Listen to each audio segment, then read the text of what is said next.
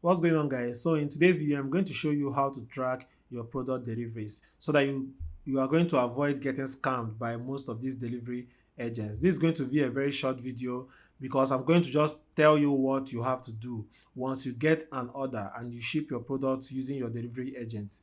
If you are not using this, the ace.ng and other people that I recommend you, even if you are using them, what you have to do to make sure that you're not getting scammed by your delivery agent is to ensure that you keep a good communication with your client or your customer that is trying to order your product.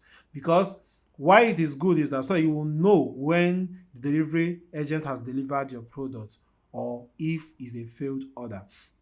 Because what most of these delivery agents does is that most of them end up, once you have started using them, the people that are not reliable, well, they end up getting that your product and they now start selling it to your customers when you send them the product to go and deliver. And they will not tell you that the customer is not picking up or that the customer rejected the order or doesn't want to take the order.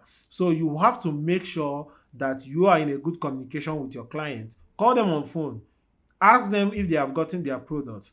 If a delivery agent tell you that a product did not deliver, ensure that you call your client and confirm and know why they did not accept the product again.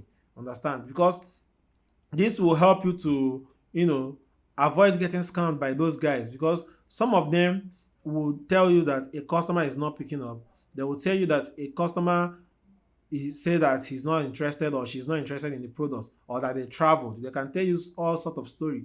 The only way you can confirm whether they are telling you the truth is to reach out to that customer and make sure you hear from the customer direct. Okay, so that's it. That's how you can be able to find out and track your product deliveries. If you are using ace.ng, they also show you how you can be able to track your product deliveries. But no matter whatever they are telling you, ensure that you speak with your customers. That's the best way you will ensure that if they tell you that you have a failed delivery or the customer didn't pick up, they are telling you the truth. They are not lying to you.